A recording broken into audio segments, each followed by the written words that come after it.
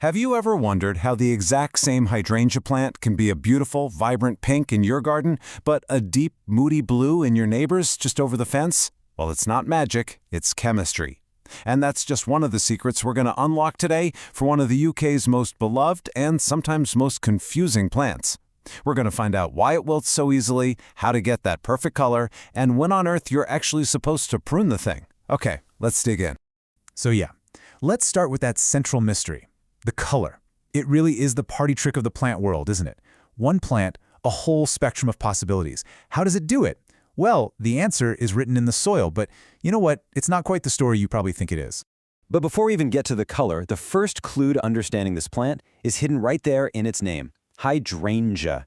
It comes from the Greek words hydor for water and angos for vessel. So it's literally a water vessel. Right from the get-go, its name is telling you its #1 priority. This plant is built for a high-flow lifestyle. So here's our game plan. We're going to unlock 3 secrets that'll help your hydrangeas thrive. First, we'll solve the water puzzle. Then we'll crack the color code. And finally, we'll demystify the right way to prune. By the end, you'll have a super clear plan for your own garden. Okay, let's dive into secret number 1, the water puzzle. Honestly, if you get this right, you've solved half your problems before they even begin. Just look at this. Every hydrangea is in a constant, delicate balancing act.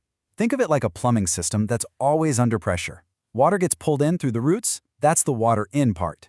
But it's constantly escaping, evaporating out from those massive leaves and flower heads. That's the water out. If water going out is even a little bit faster than water coming in, especially on a hot day, the whole system loses pressure and, bam, the entire plant wilts dramatically. And for so many of us here in the UK, this brings us to a classic problem. Oh yes, heavy clay soil. In the summer, its ability to hold on to water is a huge help for a thirsty hydrangea, but in our wet winters, that same trait becomes a curse. The soil gets completely waterlogged, there's no oxygen, and the roots can literally drown. So how do you manage all that water? Well, here are 3 brilliant professional strategies. First, and this is key, add loads of organic matter like compost.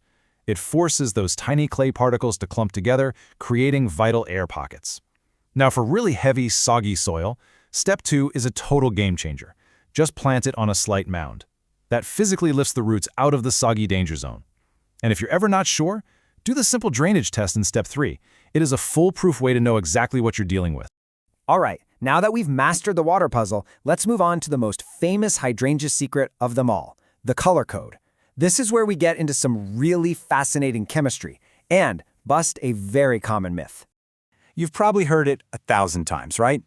Acidic soil makes them blue, alkaline soil makes them pink. Simple. Well, that's part of the story for sure, but it is not the whole truth. The pH is more like a key that unlocks a hidden door. And here it is. This is the aha moment. The real secret. The actual thing that changes the color isn't the pH itself. It's what the pH unlocks in the soil, a metal called aluminum. It's the presence of aluminum ions sucked up by the plant that is the true trigger for those incredible blue flowers. Okay, let's get a little geeky for just a second, but stick with me because this is cool. Every single one of those colors, from the softest pink to the deepest blue, comes from just one pigment. This one, right here, delphinidin 3-glucoside. By itself, it's pink. But when those aluminum ions are floating around in the plant's system, they grab onto the pigment, they change its shape, and they force it to reflect blue light instead. No aluminum, no blue. It really is that simple. So how do you become a hydrangea color artist in your own garden? Well, this table is your cheat sheet. If you want a deep, intense blue, you need acidic soil with a pH around 5 to 5.5. That makes the aluminum available. To get there, you add something called aluminum sulfate. For pinks, you do the exact opposite. You add garden lime to raise the pH, which locks up any aluminum in the soil so the plant can't get it. And what about that beautiful purple you sometimes see? That's what happens when the plant can get just a little bit of aluminum. And that brings us to our third and final secret, the right cut. Pruning is, without a doubt, where most gardeners get nervous. But it's actually incredibly simple once you know which of 2 groups your plant belongs to. I want you to forget everything you thought you knew about pruning hydrangeas. It all boils down to one simple question.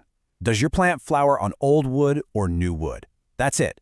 Group A plants, like your classic mopheads, make their flowers on stems that grew last year. Group B plants, like the popular paniculatas, flower on brand new stems that grow this spring. Once you know which group you have, you know exactly what to do. So for Group A, the ones that bloom on old wood, your job is to be delicate. You wait until early spring, after the worst of the frosts have passed. Then you just snip off last year's dead flower, cutting just above the first pair of fat, healthy-looking buds you see. And check out the why here. This is crucial. By leaving those old flower heads on all winter, you're letting them act like little umbrellas, shielding those precious new flower buds from frost damage. It's genius.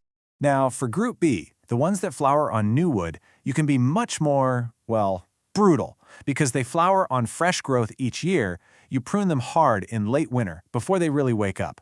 Cut last year's stems right back to a low framework of a couple of feet. Don't be timid. A hard prune like this might feel drastic, but trust me, the plant will thank you for it with bigger, better, stronger flowers come summer.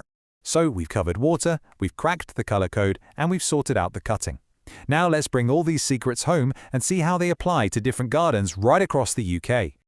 You know, choosing the right plant for your area is the ultimate secret to success. If you're gardening up in Scotland or the north where winters can be harsh, a paniculata that blooms on new wood is a fantastic choice because a late frost can't kill its flower buds before they've even grown.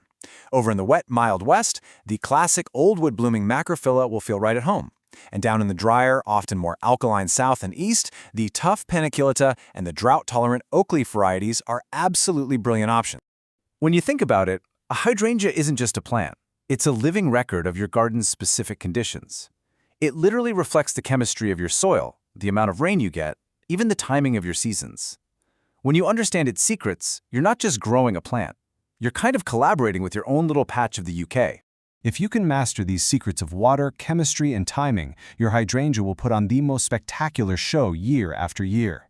The only question left is, what story is your garden going to tell?